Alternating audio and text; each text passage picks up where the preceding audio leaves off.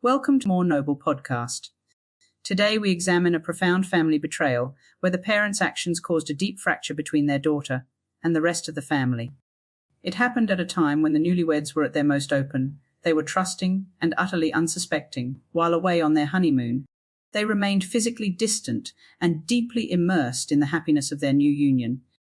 It was during this period that the parents unilaterally severed the couple's connection with their wedding guests. A flagrant and unconscionable disregard of the agreement with their own daughter. A maneuver that had been entirely outside the realm of reasonable expectation. It never entered the couple's minds. The fracture runs deep, precisely because it struck in the silence of absence, turning celebration into lasting anguish and the wedding's memory into a lie. To catch up, listen to our episode, The Betrayal Celebration to Trespass. Here, we are analyzing the bride's letter false witness, written to her parents. It's a fascinating examination of the betrayal, purely from the framework of a bare trust. Our authoritative sources are the legal principles and case law, cited in the text Equity and Trusts in Australia by 𝐄𝐻𝐨𝐿 Pont. We're going to look at the actions taken and apply the unflinching lens of trust law to those actions. Because the parents weren't just holding boxes legally, they were holding a duty. Under the principles outlined by 𝐄𝐻𝐿 Pont, we need to define the legal concept of a bare trustee. It's a foundational concept in equity. The parents in this situation were not gifted this property. We need to be perfectly clear on that. Equity and Trusts in Australia, 2145. A bare trustee holds property in trust for the absolute benefit and at the absolute disposal of beneficiaries, but has no interest in that property other than by reason of legal title as trustee, and no further duty to perform except to convey the property on demand to the beneficiaries. Exactly. In this case, that's the couple. The parents had absolutely no interest in the property other than holding the bare legal title. None whatsoever. Their sole limited duty was to convey the property on demand to the couple. That is it. Safekeeping and delivery. And yes, that's the reason it's called a bare trust. Okay, let's unpack this concept, because it's simpler than it sounds. You walk into a busy restaurant on a cold night. You hand your coat to the person at the coat check counter. In that moment, something simple but powerful happens. The coat is still yours, completely yours, but you've let go of it. You can't see it. You can't protect it. You can't control what happens next. And the person behind that counter, they can't wear it, borrow it, or decide anything about it. They're not the new owner. They're just the holder, a temporary guardian with one job: keep it safe and give it back to you when you ask. That's a bare trustee. Someone who holds your property, not for themselves, not with any special powers, but with a single, strict duty: look after it and return it to the right person. Nothing more, nothing less. It's a brilliant analogy because it highlights the purely functional nature of the relationship. The person holding your coat isn't a decision maker, they're a conduit. Same with the parents holding those wedding gifts. They're not owners, they're not beneficiaries. They cannot make decisions, they're simply the hands in the middle. There's an old legal maxim, nemo dat quod non habet. No one can give what they don't have. And that's exactly why a bare trustee is so tightly constrained. They're like the coat check keeper. They hold your property, but they don't own it. They can't sell it, can't gift it, can't pass ownership to anyone else, because they never had ownership in the first place. When they hand it to the wrong person, the law treats that transfer as void. The beneficiary's ownership stays exactly where it always was. A bare trustee can only give one thing: the property back to the person who actually owns it. And that's why the wedding gift moment matters. When the guests hand over the gifts, they own them completely. They have full title, legal and beneficial, so they can give the beneficial interest to the couple. That's the moment the trust is constituted. Nemo dat is satisfied because the guests are giving something they genuinely have. But once the trust springs into life, everything flips. The parents now hold only the legal title with no beneficial interest at all. They're just the custodians. And from that point on, nemo dat protects the couple. The parents can't sell the gifts, can't give them away, can't pass ownership to anyone else, because they don't own them. They can only do one thing: keep them safe and deliver them to the actual owners. The moment a bare trustee steps outside of that singular duty of safekeeping and handover, they are in breach of trust. This is defined in Equity and Trusts in Australia, 24.5. A breach of trust has been described as nothing more nor less than an act by the trustee in contravention of the duties imposed on him by the trust, which naturally makes us wonder, what happens when they go completely off script? What is the precise nature of the trespass when that duty is breached? Great question. Let's pause on that image, though. It's staggering, because the parents committed a separate breach of trust against each of the 100 guests and their own daughter. We are talking about admitted actions here, actions carried out with clinical precision. The systematic unwrapping of 100 gifts, the opening and reading of deeply private cards. Yes, it's hard to wrap your head around. The parents took a mountain of hope and they stripped it bare.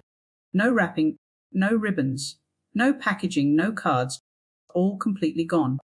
And under the law of equity, the effect of this destruction is absolute, which brings us to the core principles here. We need to look at certainty of intention, certainty of subject matter, and certainty of object. Certainty of intention. Equity and trusts in Australia, 17.10, states the settler must exhibit an intention to create a trust, and 17.15 and 17.45 explain that in trust law, intention is not about using the word trust. It's about whether the conduct demonstrates that the person meant to impose an obligation on someone else, to hold and deal with property for another. The first certainty is intention, an objective indication that the guests intended that the parents hold the property for the couple, not beneficially for themselves. And in the wedding setting, that intention is unmistakable. Every guest who hands a wrapped gift to the parents is doing something very specific, entrusting property to an intermediary for safekeeping and delivery to the couple. The conduct speaks for itself. The guest selects a particular gift, wraps it, writes their name on a card, and hands it over with a single purpose, to ensure it reaches the bride and groom.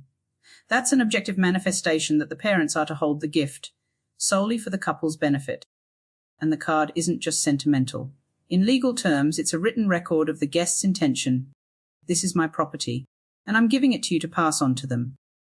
Equity doesn't need specific words, it looks at people's actions, and the guest's actions established intent. Certainty of subject matter. Equity and trusts in Australia, 1760. The property of a trust must be defined and identifiable. The second certainty is subject matter. We must know exactly what property is being held. And with wedding gifts, that certainty is built in. A guest chooses a specific item, wraps that specific item, attaches a card, and hands it over.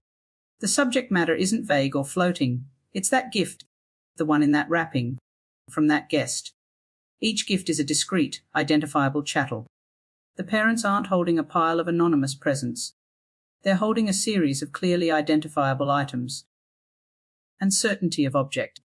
This is also known as the beneficiary principle. Equity and trusts in Australia, 17.95. The beneficiary principle requires that a trust be in favour of definite beneficiaries, ascertained or capable of ascertainment. The third certainty is object. The beneficiaries of the trust are identifiable, and in this setting, it couldn't be clearer. It's a wedding. Every guest who hands over a gift is doing one thing, directing that property to the bride and groom. There's no ambiguity, no competing claims, no mystery beneficiaries. The parents aren't left guessing. They know, and everyone in the room knows, that the gifts are for the couple. The beneficiaries are perfectly certain, the two people standing at the front of the room.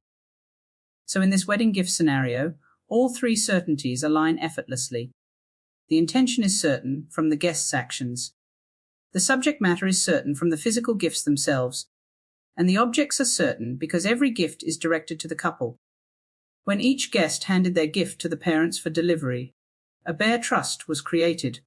From that moment, the parents became strictly accountable bare trustees. And the guest's intention crystallized into an absolute equitable proprietary interest in the couple. They became the equitable owners of each gift. Which brings us to the parents' actions. First, the guests did everything right. They purchased the gifts, wrapped them, included the cards, and handed them over in good faith. Second, the gifts were not handed to the couple. The intended destination was never reached. Logic dictates only one party can be at fault. And there's no other variable in this equation. Only the parents can be at fault, and because the parents admit that they held the gifts, and the couple never received them. Equity places the burden of proof on the trustees to account for the property. Armitage v. Nurse, 1998, established the duty to account as a core obligation of a trust. Without it, the trust does not exist. because the beneficiaries would have no way to enforce their rights. So this duty to account is the mechanism that strips away the parents' excuses. It forces them to explain exactly where the wealth and hope went. When the silence remains, equity treats the missing gifts as a debt owed by the parents to the daughter. Pont is unequivocal on how equity handles this debt, and it's not at all lenient. We see the unflinching hammer of the law here, because liability for a breach of trust is strict.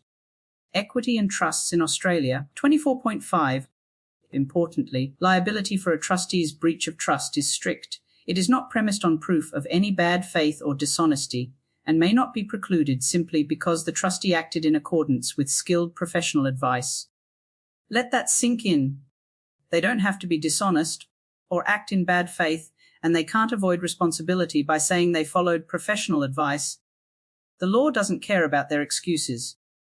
It doesn't matter what internal justifications the parents had.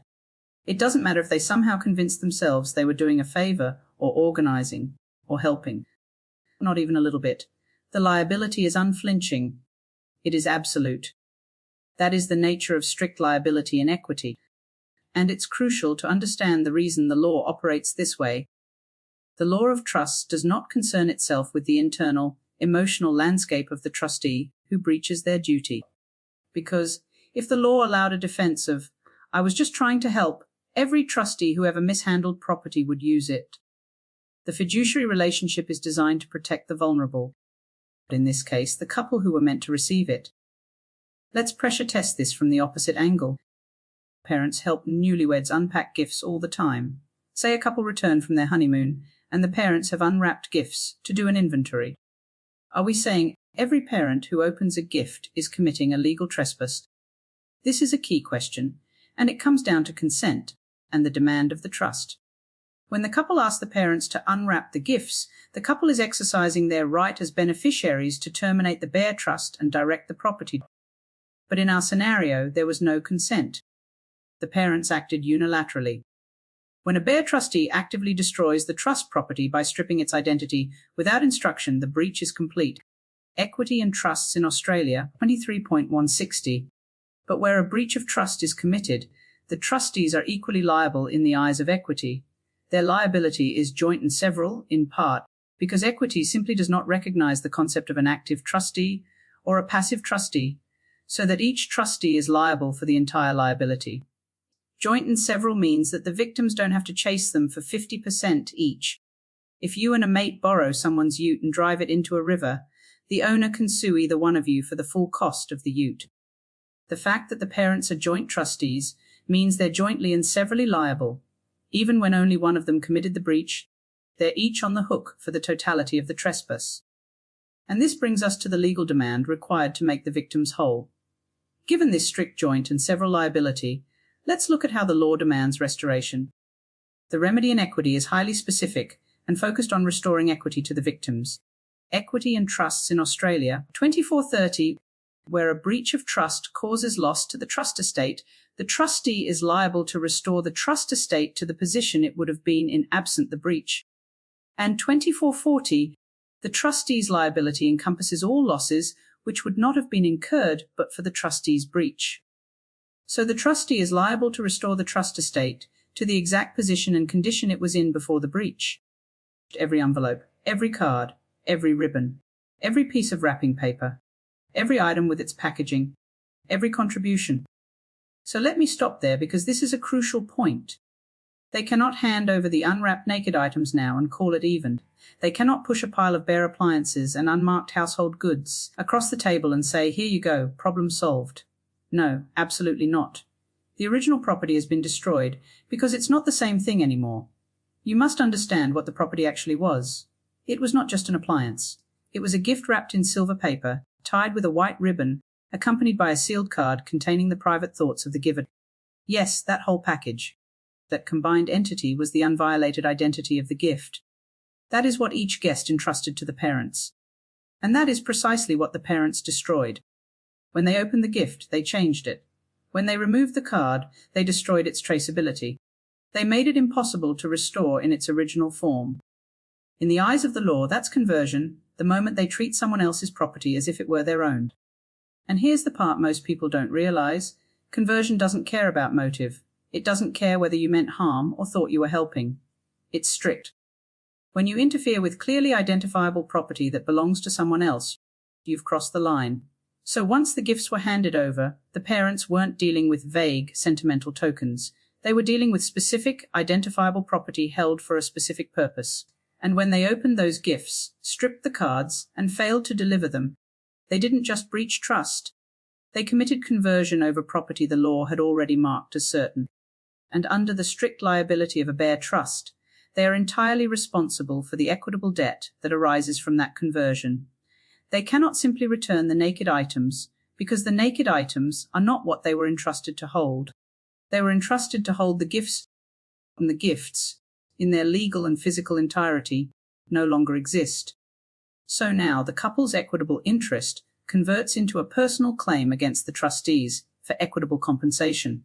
The parents must make good the full value of the hope and wealth lost from their own pocket. This was established by Justice Street in Dawson deceased 1966. Equity and Trusts in Australia, 24.60, citing Justice Street in that same case, a trustee who has occasioned loss to the trust property through breach of trust must make good that loss together with interest. When we lay it out purely through the framework of the bare trust, the severity of the parents' actions becomes undeniable. There is no grey area here, not at all. There is no misunderstanding. It is a clear, clinical and total breach of a sacred duty. It is the ultimate failure of safekeeping. And equity demands that the victims, the equitable owners, be made whole, even when the original property is gone forever. The law doesn't care if it's uncomfortable for the family. Not one bit. The law cares that 100 guests had their intent and expectation completely denied, and the trust property was stolen. And this brings us back to the letter. False witness. The parents broke a sacred trust, not through a dramatic fight, but through a cold, calculated act while their daughter and her new husband were away on honeymoon. The family is shattered. Connections are severed. Honor is thrown away. Then comes the second blow. Instead of owning what they did, they deny any wrongdoing. They rewrite the story. They act as if the betrayal never happened, or worse, as if their daughter is somehow at fault for feeling the pain. That denial is false witness. In simple terms, false witness isn't just lying in court. It's standing before your family, before God and everyone who loves you, and declaring, I did nothing wrong. You refuse to restore. You refuse to repent. You choose self-protection over truth. The Bible is very clear. Exodus chapter 20 verse 16. Thou shalt not bear false witness against thy neighbor. When the parents breach trust and then deny it, they don't just add injury to insult. They commit a second, equally devastating breach. They lie about the truth of what happened. They become a false witness against each of the 100 guests and against their own daughter. And the tragedy is this: the original breach destroyed trust. The denial prevents healing. Genuine restoration begins with acknowledging the breach. Anything less is just another form of betrayal. Disclaimer: this analysis is provided only for clarification and discussion, and is not legal advice. Thanks for listening to the More Noble podcast.